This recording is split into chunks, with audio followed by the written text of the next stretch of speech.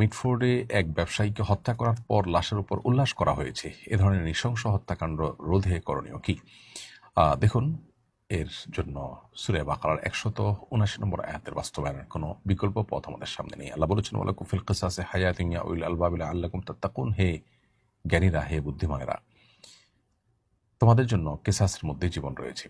অতএব কেসাস এটাকে পরিপূর্ণভাবে যদি আমরা বাস্তবায়ন করার জন্য সিদ্ধান্ত গ্রহণ করি, কোনো প্রকার আইনের ফাঁকফোকর দিয়ে অপরাধী যেন পার পেয়ে না যেতে পারে, এবং হত্যাকাণ্ড যারা সম্পাদন করে তাদের মৃত্যুদণ্ড এটা যদি নিশ্চিত করা যায় এবং দ্রুততার সাথে নিশ্চিত করা যায়, বছরকে বছর যদি বিচারের নামে সেটাকে ঝুলিয়ে রাখা না হয়, তাহলে সেক্ষেত্রে ব্রিটিশদের যে আইন, অপরাধীদেরকে বাঁচানোর যে আইন, সে আইনের কাঠামো চেঞ্জ করে যদি অপরাধীদের বিচারকে ত্বরান্বিত করা হয়, প্রয়োজনে দ্রুত ট্রাইব্যুনালের মাধ্যমে এই ধরনের লোমহর্ষক এবং এই ধরনের চাঞ্চল্যকর হত্যাকাণ্ডগুলোর বিচার করা হয় এবং খুব দ্রুততম সময়ের মধ্যে বিচার সম্পন্ন করে তাদেরকে যদি শাস্তির মুখোমুখি করা হয়, দৃষ্টান্ত দেওয়ার মতো শাস্তি যদি কার্যকর করা যায়, তাহলে ইনশাআল্লাহ এগুলো থেমে যাবে।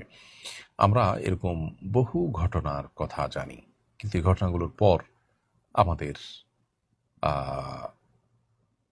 দুঃখ, আমাদের কষ্ট, আমাদের অপরাধীর প্রতি ঘৃণা, সেগুলো যখন আমরা ভুলে যাই, তখন হয়তো এর বিচার শেষ হয়, কেউ ছাড়া পায়, যাদের টাকা আছে তারা বিভিন্ন রকমের উকিল, মুখতার, ব্যারিস্টার দিয়ে তারা পার পেয়ে যান।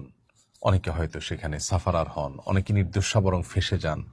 তো আমাদের দেশে এই বিচারহীনতার কালচার এবং বিচার বিলম্ব হওয়ার কালচার, এগুলোর কারণে কিন্তু এই ধরনের অপরাধ কোনোভাবে কমছে না, থামছে না। বিধায় বিচারের দৃষ্টান্ত স্থাপন করা ছাড়া এ ধরনের পরিস্থিতিকে উত্তরণের কোনো পথ আমরা দেখছি না। আল্লাহ আমাদেরকে হেফাজত করুন। খুবই ভয়াবহ একটি চিত্র যেটি পত্রপত্রিকায় উঠে এসেছে, আমরা অনেকে যেটা দেখেছি।